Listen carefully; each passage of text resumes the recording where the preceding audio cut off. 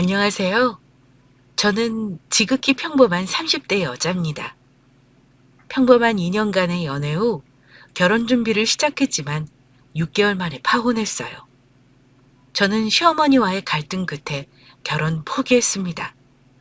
착한 거 빼면 시체인 착한 게 가장 큰 장점이자 단점인 남편이 될 뻔한 전 남자친구는 중간 역할을 제대로 하지 못했고 결국 저희는 사소한 갈등들이 쌓여서 파혼하게 되었습니다. 그런데 파혼하는 과정에서 저는 제게 가장 소중한 가족인 아빠를 떠나보냈어요. 지금에서야 생각하니 왠지 운명이 아닌가 하는 생각이 들기도 합니다. 만약 아빠가 돌아가시지 않고 내가 그 거지 같은 집안에 시집을 갔었다면 제 인생은 아마 시궁창에 처박혔을지도 모릅니다. 아빠가 떠나시며 제게 그 집안과는 안 될 인연이라는 거 확실히 해놓고 떠나셨다고 생각해요. 저는 누뚱이의 외동이라 저희 아빠 나이가 72세시고요. 엄마는 저 대학교 1학년 때 암투병하다가 돌아가셔서 안 계십니다. 아빠가 하나밖에 없는 딸, 나중에 시집 잘 가는 거 보시겠다며 많이 애쓰셨고요. 저는 아빠 덕에 이 나이 먹도록 돈 걱정해 본 적이 없어요. 아빠 쪽 집안이 원래 서울 토박이의 부자셨고 아빠 사업도 잘 되셨거든요. 일은 넘으셔서도 쉬지 않고 계속 일하시는 분이셨고요. 무남동료 외동딸이니 아빠가 저를 얼마나 예뻐하셨겠어요? 살면서 아빠한테 혼난 기억이 없을 정도입니다. 아빠는 제게 우리 세은이 이렇게 이쁘게 키워나는데 누가 데려가려나?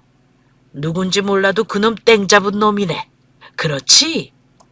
아빠, 나 시집 안 가고 그냥 아빠랑 살까 봐. 나 사업하게 사무실 하나 내줘요. 디자인 회사 하나 차릴까 봐. 그래서 떼돈 좀 벌게. 이러면 끔찍한 소리 하지 말어. 힘들게 돈 벌 생각 말고 그냥 먹고 살 만큼 벌다가 좋은 사람 만나서 시집 가라. 그게 아빠 소원이야. 아빠는 제가 고생하면서 사업하고 돈돈거리고 살길 바라지 않으셨어요. 그냥 아빠가 이뤄놓은 건 누리면서 편하게 살고 시집 가기를 바라셨습니다. 그만큼 저 애지중지 금이야 오기야 키우신 거 저 잘 알고 있었고요. 그런데 남자친구 집안은 저희 아빠가 바라는 좋은 시댁은 아니었던 것 같습니다.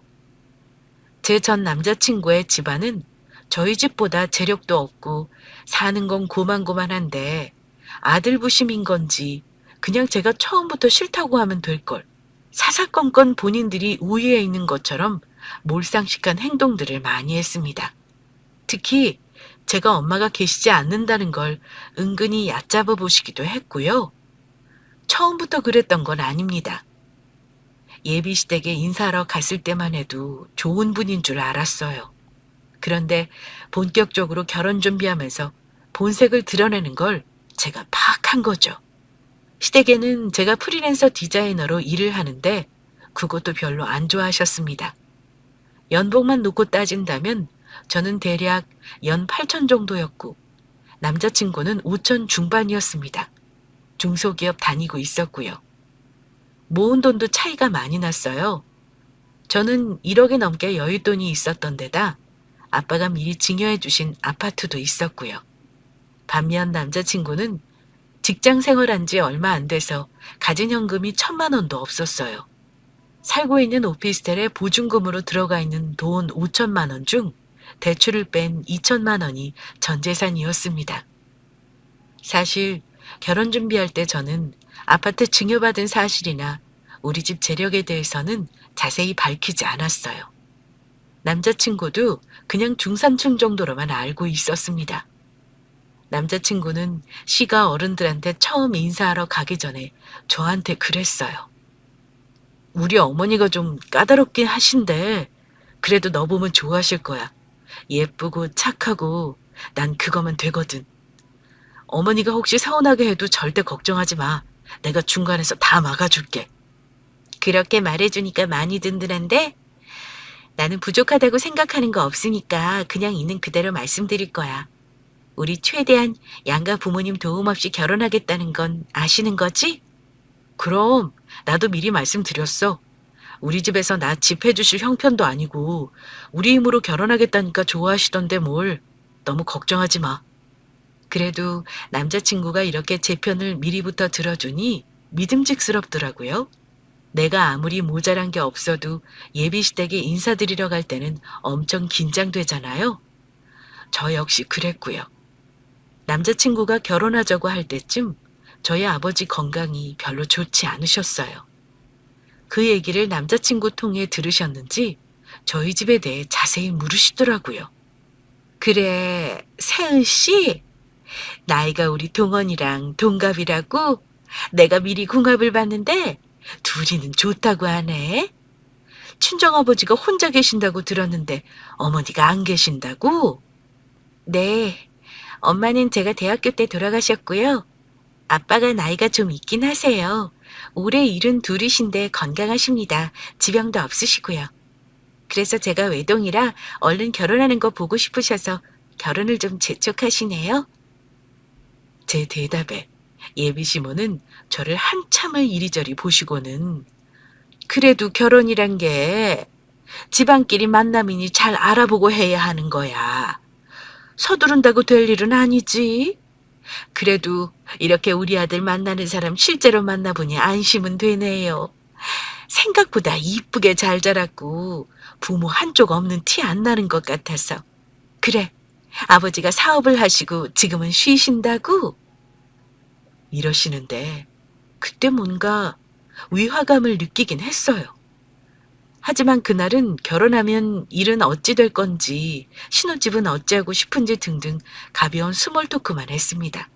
그때마다 제가 대답하기도 전에 남자친구가 끼어들어 대신 대답을 한 것도 있었어요.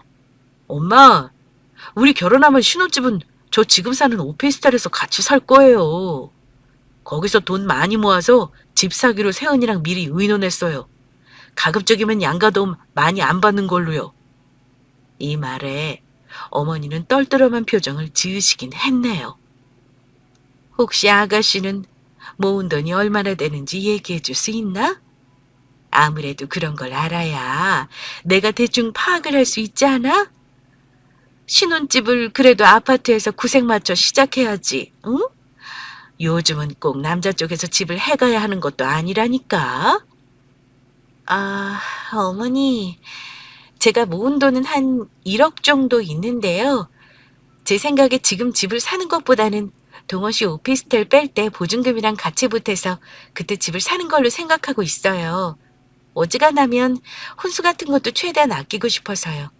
동원 씨 오피스텔 보증금도 대출이 있대서 그거 먼저 갚는 게 우선인 듯해요. 제가 모은 돈 얘기를 하니 예비 시모의 눈빛이 갑자기 반짝거리긴 했습니다. 솔직히 돈 1억 모아서 오는 예비 신부 많지 않다고 생각해요. 거기다 저는 친정오빠가 충분히 더 도움을 줄 수 있는 상황이었고요. 하지만 제가 그걸 마다하는 거였습니다. 그랬더니 예비 시모는 그래 뭐 네 생각이 그렇다면 할 수 없지.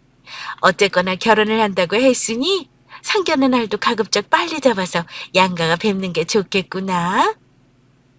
이렇게 말씀하셨습니다. 어쨌든 그때는 우리 생각을 존중해 주시는구나 하고 생각했어요. 저는 결혼할 때 대출을 받고 시작하고 싶은 생각도 없었지만 그렇다고 제 친정에서 남자친구 집보다 더 많이 보태는 결혼을 하고 싶지 않았어요. 물론 아빠 재산은 제가 나중에 물려받을 재산이라는 걸 알고 있었고요. 하지만 그걸 결혼 전부터 나 돈이 이렇고 친정의 재산이 이렇게 많이 있네 하며 대놓고 말하고 싶은 생각도 없었습니다. 그래서 저희 아빠 재력이나 증여받은 부동산에 대해서는 시댁에 일절 말하지 않았습니다. 그리고 한 달 뒤쯤 저희 아빠와 저 그리고 남친네 가족과 상견례도 큰 무리 없이 진행되었고요. 상견례 때 신혼집이며 식장이며 예단 예물 얘기가 나왔었는데 예비 시모가 그러셨습니다. 요즘 결혼하는 젊은 사람들은 우리 결혼할 때랑은 많이 다르더라고요. 저희는 그 댁에서 하시는 대로 의견 따르려고 합니다. 하셨고, 저희 아빠도 요즘 아이들은 합리적으로 하려고 하니 저도 아이들 의견 존중해서 하겠습니다. 추후에 제 딸 아이 통해 의견 주고받으시지요. 하셨습니다. 상견례 마무리하고 헤어지는데 시부모님이 좀 놀라시는 듯 했습니다. 왜냐하면 저희 아빠가 좀 좋은 차를 타시거든요. 자랑은 아니지만 벤츠 중에서도 상위 클래스 타십니다. 청파동 건물주에 사업도 크게 하신 분이라 70 넘은 나이에도 몸에 밴 품위가 있는 분이셔서 저희 아빠 분위기에 예비 시부모님들이 압도되신 것은 좀 있으셨어요. 아마 저 외동딸에 아빠 혼자 있다고 해서 은근히 무시하는 마음 있으셨던 것 같은데 막상 만나보니 저희 아빠한테 풍기는 분위기를 보고 보통 집안 아니구나 하고 분위기 파악하셨겠죠. 상견례하면서 오고 가는 대화에 아마 저희 아빠가 딸 혼자 힘들게 키운 가난한 양반이 아니구나 하는 거 분명 아셨을 거예요. 그런데요, 양가 상견례 후 시어머니가 제 남자친구에게 대체 뭘 들은 건지 결혼 준비하며 맘 상하는 일이 생기기 시작했습니다. 가장 트러블이 많이 있었던 것이 예단 문제였습니다. 저희 날짜는 부모님들이 잡으셨고 식장이나 다른 사소한 것들은 저희가 알아서 하라고 하셔서 정신없이 바쁘게 지냈습니다. 그리고 상견례 할 때 예단 문제에 대해 시부모님도 소탈한 모습을 보이셨기에 예단에 큰 욕심이 없으신가 보다 하고 생각했고요. 그래도 아무것도 안 하는 건 저희 아빠가 반대하셨어요. 세은아, 아빠가 너 원하면 집 살 돈 해줄 수도 있어. 그거 싫으면 너한테 증여해준 아파트 전세 기간 끝나고 들어가 살아도 되지 않겠어? 하나밖에 없는 딸내미 시집 보내는데 아빠가 해주는 게 너무 없는 것 같아 그런다. 아빠, 동원시 오피스텔도 1년이면 계약 끝나요. 지금 옮기면 이사 비용에 복비에 우리가 너무 손해가 많아서 그래. 거기도 대출이 껴있어서 일단 그거 갚고 보증금 최대한 가지고 나가야죠. 거기 사는 동안 돈 더 모으는 게 이득이라니까요. 그때 가서 집을 또 살지 아니면 제 아파트로 들어갈지 결정할게요. 그럼 예단은?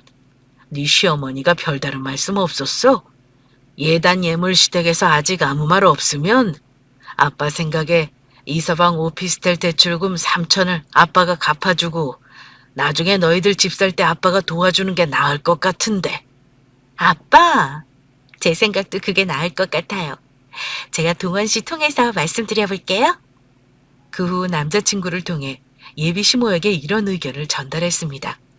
예단 예물을 생략하고 남자친구의 대출 3천을 갚아주고 나중에 집 살 때도 도와주시겠다 하는데 어떻겠느냐고요.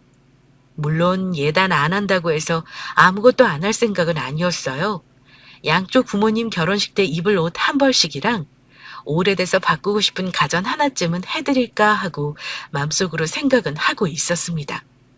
그리고 솔직히 저는 그런 조건이면 당연히 시댁에서 오케이 하실 줄 알았습니다. 제가 모은 1억은 나중에 분명 집을 마련하겠다고 말씀드렸었고요.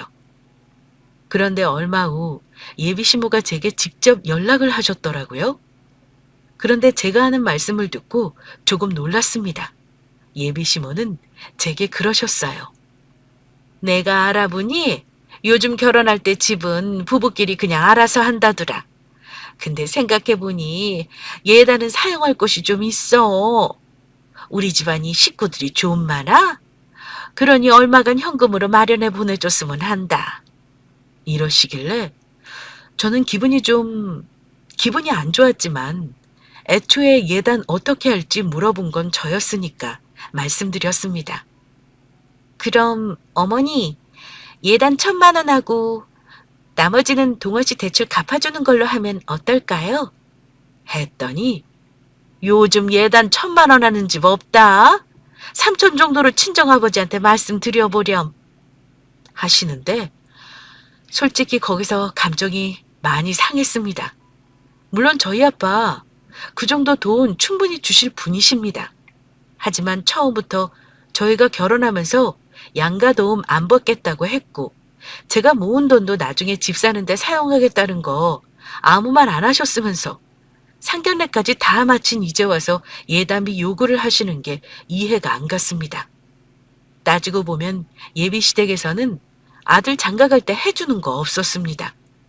남자친구가 살고 있는 오피스텔도 대출 3천만 원도 저희 아빠가 갚아주시고 나중에 보증금 5천 그대로 집 사는 거에 보태라는 건데 시댁에서 고마워해야 하는 거 아닌가요? 그래서 저도 물었습니다. 그럼 어머니, 예단에 맞춰서 함도 준비해 주실 건가요? 그랬더니 어머님이 넌 뭘 그렇게 계산적으로 따지니? 요즘 함을 누가 한다고? 필요한 건 내가 알아서 준비해 줄 테니 걱정 말아라. 그리고 말이다. 내가 주얼리 세트 받은 게 있는데 그 브랜드를 하나 가지고 싶구나. 백화점 가서 알아보니 1,000만 원 안쪽이면 살 수 있겠더라고. 그리고 한복은 어차피 너희 집안의 혼주석에 아빠만 앉지 않니? 기왕 하는 거 청담동 샵에서 내가 받은 게 있는데 거기서 하고 싶구나. 예단비 3천 정도 주면 내가 알아서 하마. 하시더라고요. 저는 거기서 멘탈이 좀 무너지더라고요. 그날 오고 간 대화 속에서 남자친구는 아무것도 하지 않았네요. 저는 속상한 마음에 남자친구에게 화풀이를 했어요. 어머니가 예단비 3천 생각하라고 하시는데 나 진짜 그렇게 준비해야 하는 거야? 그 돈으로 동원씨 대출금 갚아주는 게 나은 거 아니야? 내가 잘못 생각하는 거면 지금 말해줘. 제 말에 남자친구는 아니야 세연아. 우리 엄마 장난친 거야. 그냥 너 놀려주려고 그런 거겠지. 내가 엄마한테 다시 잘 얘기해볼게. 걱정하지 마. 이렇게 장난식으로 말해서 더 혼란스럽더라고요. 그런데 중간에서 남자친구가 전하는 말은 결국 어머니 뜻은 예단비를 받겠다는 거였고 저는 어쩔 수 없이 아빠에게 그 사실을 말씀드렸습니다. 제가 모은 돈에서 예단비를 하겠다고 하니 아빠는 굳이 그 돈을 아빠가 해주고 싶다고 하셨어요. 저도 예단비 문제는 거기서 마무리하고 싶어 일단 3천만 원을 예비 시모에게 드렸습니다. 그랬더니 얼마 후에 함 보내는 대신 주는 거라며 500만 원과 금반지 5돈 그리고 진주 세트를 제게 돌려주셨습니다. 저 솔직히 되게 마음에 들지 않았어요. 예물은 반지 하나 하더라도 제대로 된 거 받고 싶었는데 그렇게 주시는 거 너무 성의 없다 느꼈고요. 그러면서 하시는 말씀이 이바지 음식은 어떻게 할 거니? 네가 친정엄마가 없어서 그런 거 생각도 못하고 있는 것 같길래 미리 말해주는 거다. 이러시는 겁니다. 그때는 저도 기분이 나빴습니다. 갑자기 이바지 음식 얘기가 나오니 기분이 안 좋더라고요.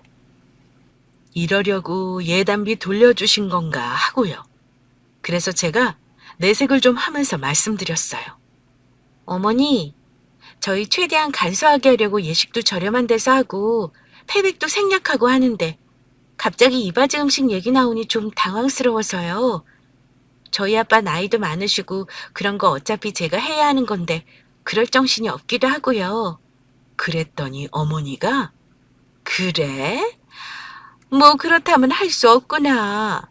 먹을 사람 없으니 안 해도 될 것 같긴 한데 그럼 이불이랑 유기그릇 세트는 하는 게 좋겠다. 그건 여자가 시집 올 때 전통적으로 해야 할 도리야. 친정엄마가 안 계시니 넌 이것도 몰랐겠구나. 하시는데 말끝마다 왜 없는 저희 친정엄마를 들먹이시는 건지 너무 기분이 나쁘더라고요. 그래서 제가 그럼 돌려주신 500만 원 다시 돌려드릴 테니 그걸로 이불이랑 하고 싶은 그릇 하셔요 어머니. 하고 말씀드렸습니다. 그랬더니 옆에서 지금껏 가만히 있던 남자친구가 뭐라는 줄 아세요? 세훈아, 그거 현금으로 그렇게 돌려드리는 건 아닌 것 같아. 내 생각에 그냥 거기서 1, 200 더 보태서 어머님 명품백 하나 사드리고 아버님 양복이랑 장인어른 양복 사드리는 게 어때? 이러길래 이건 또 무슨 개소린가 했는데 그냥 효도의 의미로 양가 부모님께 그렇게 하자고 하대요. 거기서 2차로 멘탈이 붕괴되었는데 일단 제가 집에 가서 아빠하고도 상의 드리겠다 하고 나왔습니다. 속상해서 남자친구한테 당연히 화냈습니다. 나는 이미 예단비 드렸고 우리 아빠가 집값도 나중에 보태준다고 했는데 당신 어머니는 왜 지금 와서 전통의 도리 타령이야? 나 정말 너무 속상해. 했더니 미안해. 내가 중간에서 잘했어야 했는데 내가 엄마한테 다시 얘기해 볼 테니까 걱정 마. 이러길래 아니 뭘 걱정 말라는 거야? 내가 지금 뭐 때문에 화가 나는지 알기나 해? 정말 답답하다.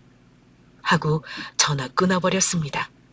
다음날 어처구니 없게 남자친구가 저한테 문자로 어머니 계좌번호 보내더라고요. 잘 얘기하겠다는 게 결국은 제가 돌려받은 500을 다시 어머니한테 돌려주고 끝나는 거였네요. 속상한 마음에 하루 종일 일이 손에 잡히지 않았습니다.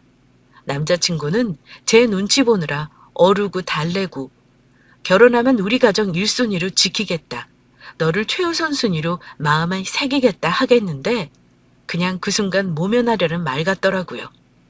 더 기분 나쁜 건 제가 뭔가 시어머니 맘에 차지 않는 말을 하면 서슴지 않고 네가 친정엄마가 없어서 배운 게 없겠지 하는 말을 말끝마다 붙인 거였습니다.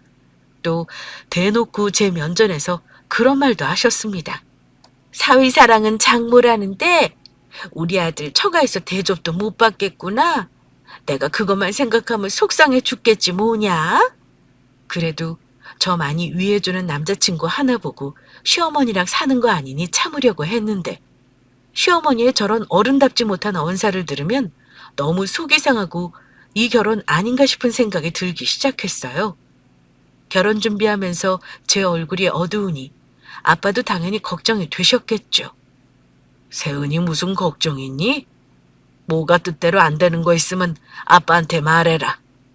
마치 모든 걸 다 알고 계신 듯한 아빠의 말에 저는 속상했던 모든 걸 털어놨고 아빠는 제 얘기를 듣더니 직접 시어른들과 대화를 해보겠다 하셨습니다. 그리고 다음 날 아빠는 제가 보는 앞에서 시어머니에게 연락해서 그러셨어요. 사돈, 제가 우리 딸한테 얘기는 대충 들었습니다. 제가 한 말씀 좀 드려도 될까요? 저도 하나뿐인 딸 시집 보내면 참 속상한 게 많네요. 오피스텔에서 신혼살림 시작하는 것도 참 걸리고 말입니다. 그래서 말인데 저희도 예단을 해서 보내는 거니 그 댁에서도 그에 맞게 지금 사는 오피스텔 말고 아파트를 얻어주셨으면 하네요. 물론 거기 들어가는 혼수는 저희가 하겠습니다. 혹시 저희 쪽 예단이 성에 안 차시거나 더 요구하실 게 있으면 하시지요. 아빠 말에 예비 시모는 당황한 듯 했습니다. 예단비만 받고 끝내려고 했는데 아빠가 집을 제대로 얻어달라고 하실 줄은 몰랐겠죠. 남자친구 집 형편에 절대 집을 얻어줄 수 없다는 거 다 아시면서 아빠는 그렇게 말씀하셨어요. 시모는 아닙니다. 욕을 할 게 뭐가 더 있겠나요? 새아가가 잘 모르는 것 같아 구색은 맞춰야 하는 거 얘기해 준 것 뿐입니다. 혹시 마음이 상하셨다면 사과드리지요. 자기의 패가 불리하다고 생각했는지 바로 꼬리를 내리더군요. 아빠는 그럼 예단은 저희 쪽에서 보내 삼촌으로 끝내는 것으로 알겠습니다. 추후에 더 말씀하시는 거 없는 거지요, 사돈? 저희 쪽에서 돈이 없어서 예단을 간소하게 하자 그런 거 아니란 걸 좀 아셨으면 해서 신뢰를 무릅쓰고 연락드렸습니다. 저희 딸 앞으로 아파트도 이미 있습니다. 나중에 제 재산은 전부 우리 딸한테 물려줘서 편하게 살게 할 거니 괜히 금전적으로 저희 딸아이 압박하는 일 없었으면 합니다. 그 후로 뭔 일인지 어머니는 저한테 갑자기 친절해지시더니 어느 날은 문자로 제 아파트가 어디 있는 거냐며 묻질 않나. 아버지가 무슨 사업을 하고 부동산이 얼마나 되냐고 묻질 않나. 좀 피곤해지더라고요. 아빠는 딸이 무시받을까봐 한 말이셨겠지만 괜히 귀찮긴 했습니다. 아직 결혼하기 전인데 재산 문제를 말하긴 이르다고 생각해 저도 말 안 한 거였거든요. 그런데 어머니는 아빠 말을 듣고는 왠지 신이 난 듯 했습니다. 결혼하면 자기 아들께 될 거라고 생각을 하셔서 그런 것일까요? 저는 아빠 재산을 받더라도 남편과 공유할 생각은 없었는데 왜 먼저 그렇게 김칫국을 마시는지 모를 일이었습니다. 어쨌든 아빠 덕에 결혼을 다시 추진하는 걸로 마음을 다잡고 애써 마음을 풀고 저는 일과 결혼 준비를 병행했고요. 아빠는 결혼 준비 내내 제게 든든한 백이 되어주셨는데 그게 아빠와 저의 마지막이 될 줄은 정말로 생각을 못했습니다. 결혼을 3개월 앞두었던 어느 날이었습니다. 아빠는 늘 하시던 대로 운동을 가셨고요. 그런데 그날 어쩐지 기분이 이상하고 안 좋았었어요. 원래는 오전에 일찍 운동 가시고 사무실에 출근하시는 분인데 11시쯤 제 전화로 아빠가 전화를 하시더라고요. 정말 이상하게도 그 전화가 너무 받기 싫었고 불길했습니다. 그런데 전화를 한 사람은 저희 친정아빠가 아니었어요. 김세은 씨? 김세은 씨가 김상철님 따님 맞죠? 여기 병원입니다. 아버님이 쓰러지셔서 병원에 실려오셨어요. 네? 저희 아빠가 맞는데 어디시라고요? 그 다음 말은 지금 기억이 잘 나지 않습니다. 저는 아빠가 쓰러졌다는 말에 너무 놀라 어디 병원 응급실만 기억하고 정신없이 병원으로 달려갔습니다. 저희 아빠가 갑자기 이렇게 쓰러지실 줄은 몰랐어요. 정신없이 달려간 병원에서 뇌혈관이 터졌다는 말을 들었습니다. 의사는 지금 환자분 상태로는 오늘이 고비네요. 급하게 수술했지만 아직 의식도 없으시고 너무 늦게 발견되시는 바람에 골든타임을 놓쳤어요. 조금만 빨리 오셔서도 가망에 있었을 텐데 안타깝네요. 가족분들은 일단 마음의 준비하시는 것이 좋겠습니다. 저는 의사 말을 듣고 아무 생각도 나지 않았어요. 가족이라고는 아빠와 나, 물론 아빠 형제분들이 있지만 막상 그 상황이 닥치니 어째야 할지 모르겠더라고요. 생각나는 게 그나마 예비 신랑이랑 연락해서 와달라 울며 부탁했습니다. 동화 씨, 우리 아빠 쓰러지셨대. 오늘이 고비라는데 지금 많이 안 좋으셔. 나도 못 알아보시고 의식이 없으셔서 나 어떡하지? 지금 병원으로 좀 와줄 수 있어? 뭐 장인어른이? 갑자기 어떻게 된 거야? 기다려. 내가 지금 얼른 갈게. 너무 걱정하지 말고 장인어른 금방 일어나실 거야. 하지만 그날이 저와 아빠의 마지막이었습니다. 아빠는 유언 한 장 못 남기시고 제 얼굴도 마지막으로 보지도 못하신 채 그렇게 가셨습니다. 몇 번이나 심장이 멈추는데 CPR 하면서 갈비뼈도 골절되고 온몸에 멍이 들고 붓고 하는 거 정말 더 이상 못 보겠더라고요. 한 30분이 넘게 심폐소생술 진행하면서 밖에서 기다리고 있는데 제게 의사가 묻더라고요. 계속 하시겠느냐고요. 처음엔 펑펑 울며 살려달라 매달렸지만 의료진들 땀까지 뻘뻘 흘려가며 애쓰셨는데도 심장박동이 돌아오지 않는 거 보고 그냥 보내드려야겠다 생각했어요. 아빠까지 그렇게 보내드리고 저는 어른이지만 천혜고아가 되어버렸습니다. 그런데 부모가 돌아가시면 자식은 슬플 겨를이 없더라고요. 현실적인 문제들을 바로바로 처리해야 했으니까요. 게다가 저는 형제도 없었던지라 어찌해야 할지 몰라 우왕좌왕했습니다. 그래도 그때는 예비 신랑이 옆에서 많이 도움이 되어 주었습니다. 경험 없는 저 대신 장례식장도 예약해주고 제 친척들이랑 아빠 지인들에게 연락도 해주었습니다. 갑작스럽게 치르게 된 장례에 제대로 된 것이 있을 리 없었습니다. 급하게 상조에 연락해 빈소 구색은 마쳤지만 제가 직장을 다니지 않다 보니 제 손님도 많이 없었어요. 이렇게 금방 돌아가시는 건 생각도 못해서 저는 아무것도 해놓은 게 없었는데 다행히 아빠가 생전에 엄마 옆자리로 납골당을 미리 해놓으셨더군요. 첫날은 정신없이 빈소 꾸리고 손님 치르고 발인 전날이 되니 조금 정신이 차려지더군요. 예비신랑이 제 곁에 같이 있어줬는데 어머니한테 전화가 왔는지 전화통화를 하더라고요. 그런데 목소리가 좀 이상했습니다. 엄마, 정말 지금 말고 나중에 얘기하라니까요. 대체 왜 그래요? 그러라면 오지 마시라니까. 정신없는 애한테 와서 뭘 어쩌려고 그러세요. 분위기상 어머니와 무슨 실랑이가 있는 듯 했습니다. 얼마 후 전화를 끊더니 세은아, 엄마가 지금 조문 오시겠다는데? 너 심란한데 와서 엉뚱한 소리 할까봐 오지 말라고 했는데 어머니가 그래도 사돈인데 그러면 안 될 것 같다 그러시네. 도리가 아니라고. 어, 당연히 오실 수 있는 거지. 난 괜찮아. 예비 며느리 아빠가 돌아가신 거니 조문 오시는 거 당연하다 생각했고 고마운 마음까지 들었습니다. 그런데 저한테 그날이 파혼을 결정적으로 결심하게 된 날이 되었네요. 남편과 통화하고 몇 시간이 지난 후 빈소에 들어서시는 어머니와 예비 시부 모습을 보고 좀 의아해했습니다. 모르는 어른까지 한 분 계셨고요. 조문을 마치고 상에 앉으셨고 당연히 저는 인사드렸고요. 어머니 아버지 와주셔서 감사합니다.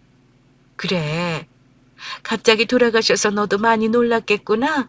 큰일 치르느라 고생이 많았다. 지금 시간 있으면 잠깐 앉아볼 테냐? 할 말이 있구나. 잠깐 앉으라는 어머니 말에 저와 남자친구는 나란히 앉았고요. 예, 인사해라.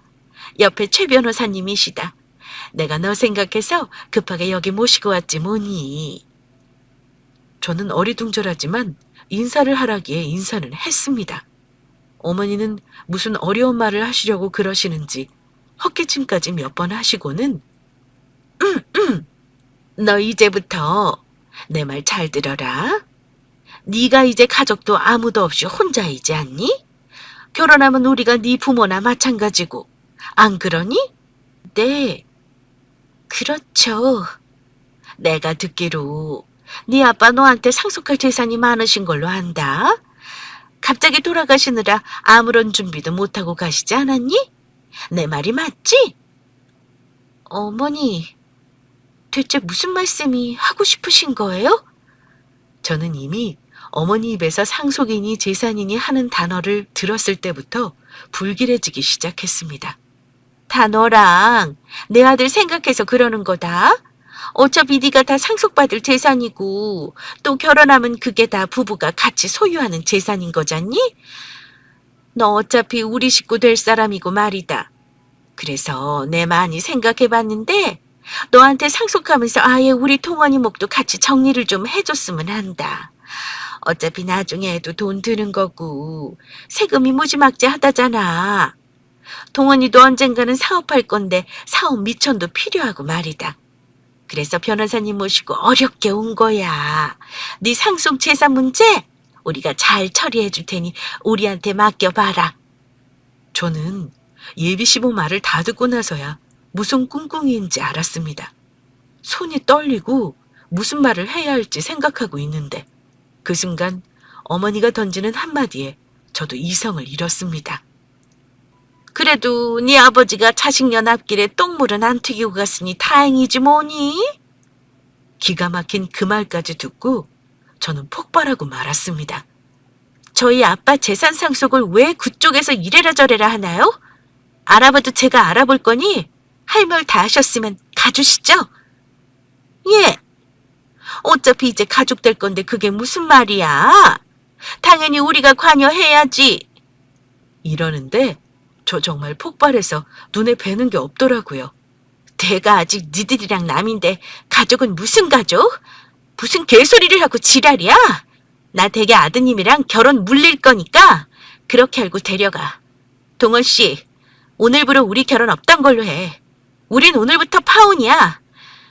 당장 당신 식구들 데리고 나가줘. 저는 너무 화가 나 반말로 소리를 질렀고 깜짝 놀란 남자친구는 자기 엄마를 말렸습니다. 세은아, 진정해 제발. 파혼이라니. 난 너랑 파혼 못해. 엄마, 내가 오지 말랬죠. 엊그제 아빠 돌아가신 사람한테 와서 이게 무슨 짓이에요. 정말 쪽팔려 죽겠네. 당장 나가세요, 엄마. 어머, 아들 키워놔봐야 소용없구나. 너는 지금 엄마 편이 아니라 전현 편을 드니? 뭐 파혼? 너 말 다 했어? 우리가 가족으로 고아된 너를 받아주겠다는데 고맙다는 말을 못할 망정, 응? 계속되는 망발에 남자친구는 자기 식구들과 변호사를 데리고 장례식장을 나갔습니다. 주변의 수군거림을 듣고 아빠 친척들의 황당한 표정을 보며 저는 그 집안과 파혼 결심을 굳혔고요. 제가 아무리 결혼에 미쳐 있고 이 남자에게 목맨다 해도 부모님을 욕보이는 짓은 할 수가 없었습니다. 남자친구가 아무리 좋아도 저런 시어머니 밑에서는 절대로 행복할 수 없겠다고 느꼈고요. 이미 남자친구의 술에 물 탄 듯 미지근한 행동에도 정이 떨어질 대로 떨어졌습니다. 남자친구가 나간 후 그 가족들은 다시 장례식장에 찾아오지 않았습니다. 남자친구는 몇 번이고 연락했지만 오면 죽여버리겠다는 제 말에 겁을 먹었는지 안 오더라고요. 아빠 장례는 친척들의 도움을 받아 겨우 마무리하고 얼마 후였습니다. 남자친구는 매일 연락을 했지만 저는 이미 짝의 마음이 식은 터라 파혼하자는 말만 되풀이하고 있었고요. 저는 이미 정리가 끝났는데 그 인간만 정리를 못하고 있었죠. 남자친구는 제게 애원하다시피 말했습니다. 세연아, 내가 부모님과 연을 끊을게. 그동안 태도 확실하게 하지 못해 미안하다. 나 없으면 안 되는 거 알잖아. 제발 나 좀 받아주라. 하며 전화를 하는 건 물론 찾아오기까지 했습니다. 혼자 애 같아서 그러는 건 알지만 그쯤 되니 저도 일상생활에 방해가 되더군요. 한 번만 더 찾아오면 스토킹으로 경찰에 신고할 거야. 이미 나는 의사 전달했고 당신 엄마가 나한테 어떻게 했는지 봤잖아. 그거 봐놓고 나한테 이러면 안 되는 거지. 앞으로 정말 볼 일 없길 바랄게. 그 이후로 혼자 괴로워하는지 문자만 오고 찾아오는 일은 없었습니다. 그런데 아빠가 돌아가시고 한 달이 다 되어갈 무렵에 남자친구 엄마가 저를 찾아왔더라고요. 근데 그 모습이 장례식장에서와 모습과는 사뭇 달랐어요. 예, 지난번에는 내가 너무 경솔했던 것 같구나. 장례 치르느라 경황도 없었을 텐데 말이다. 지났지만 내가 미안하구나. 듣자니 네가 결혼 안 하겠다고 했다며? 동원이가 요즘 얼굴이 말이 아니야. 상심을 많이 한 것 같더라. 아들이 너를 좀 좋아했니? 그래서 말인데 그냥 없었던 일로 하고 결혼 그대로 추진해야지 않겠니? 이미 친척들도 다 알고 있는데. 남자친구 엄마 말에 저는 단호하게 말했습니다. 아니요. 분명히 말하지만 저와의 인연은 댁에서 먼저 끊은 거니 마찬가지예요. 더 이상 이 일로 괴롭히면 저 경찰에 신고하고 고소까지 할 겁니다. 댁의 아들이 제 재산 못 가져가는 게 그렇게 억울하세요? 원래 본인들 것도 아니면서 그런 욕심 내는 거 뻔뻔한 거 아닌가요? 돌아가 주시죠. 입에서 고소한다는 말까지 나오자 남자친구 엄마는 정말 물 건너갔다는 생각에 아차 싶었는지 연신 이 말만 반복했죠. 미안하다. 다시 생각해주면 안 되겠어? 우리 동원이가 회사도 안 나가고 그냥 폐인처럼 지낸다. 응? 다시는 저 찾아오지 마세요. 이미 식장이라 저부 취소했으니까요. 오늘이 마지막인 걸로 알게요.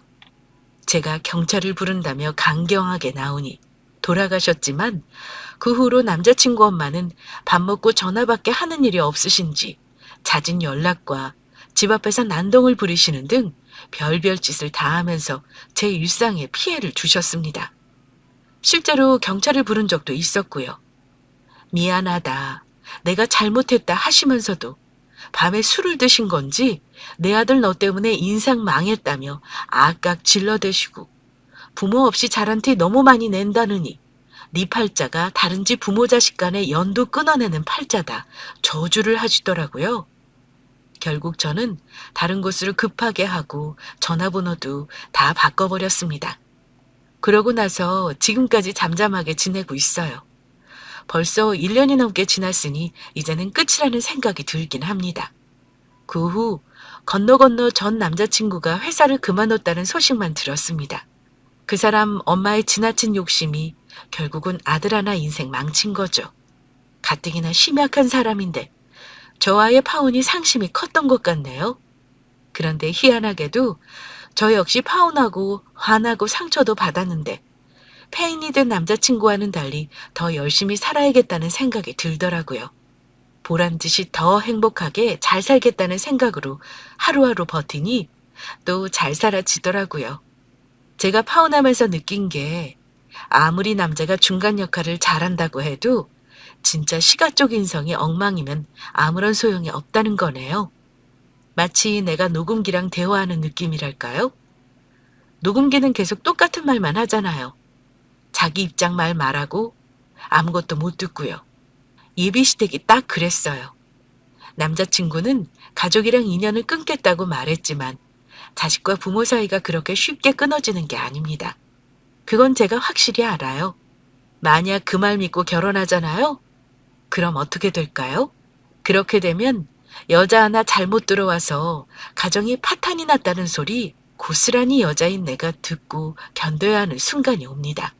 결혼 준비 과정에서 예비 시댁과의 갈등이 분명히 있을 거예요.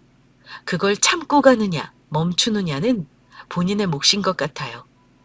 배우자에게 중간 역할 바라지 마세요.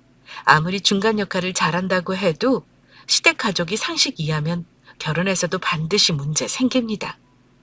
저와 같이 시댁이나 처가 문제로 갈등이 있는 분들이 이 글을 보고 한 번쯤 생각해 보았으면 해서 이 사연을 드립니다.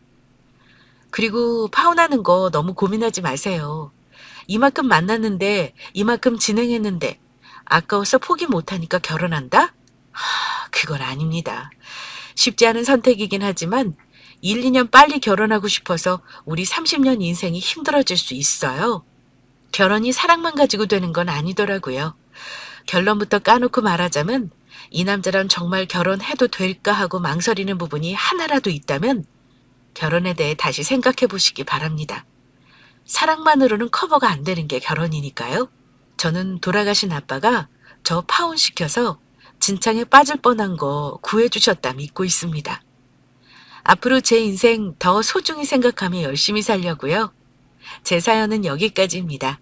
긴 사연 들려주셔서 감사합니다.